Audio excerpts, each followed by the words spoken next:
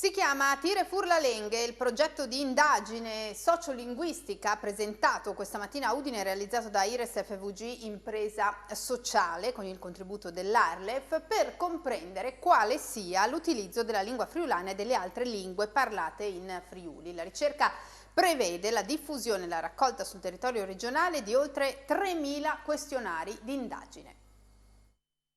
Rispetto alla lingua friulana, quali sono gli aspetti che si desiderano approfondire attraverso questa indagine? Capire qual è il suo stato di salute, no? Quindi capire quanti sono quelli che la parlano nella quotidianità, sia abitualmente sia occasionalmente, questo è un dato fondamentale. Capire soprattutto rispetto alle ricerche degli anni passati, perché è dal 77 che si fanno ricerche sulla lingua friulana, capire qual è il trend, come si dice con una parola inglese, no? Cioè capire qual è la tendenza dei parlanti sia per quanto riguarda la quantità ma anche per quanto riguarda la qualità. Adesso il sentore, anche da direttore dell'Arlef, qual è rispetto a questo utilizzo? Ma noi sappiamo che attualmente la perdita è dello 0,6 all'anno di parlanti, che sicuramente non è un dato positivo, però il dato positivo è che negli ultimi 20 anni siamo riusciti a ridurre di molto, perché prima era 1,8 la perdita annuale.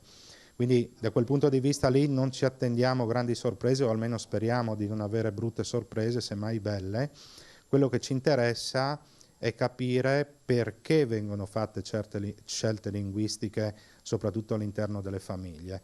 E quindi poi questi dati ci servono per andare a elaborare le politiche linguistiche del futuro. C'è qualche novità che riguarda l'Arlef anche come iniziativa che possiamo già anticipare? Ma diciamo iniziative sul campo ce n'è molte, forse quella che ci sta dando più soddisfazione è Yup al Tubo, che è questo progetto che stanno facendo dei giovani friulani con il nostro aiuto, un canale YouTube che ha già oltrepassato 10.000 iscritti e che ha, diciamo, mediamente un video a circa 25-30.000 visualizzazioni, che insomma per essere in Friuli non è poco.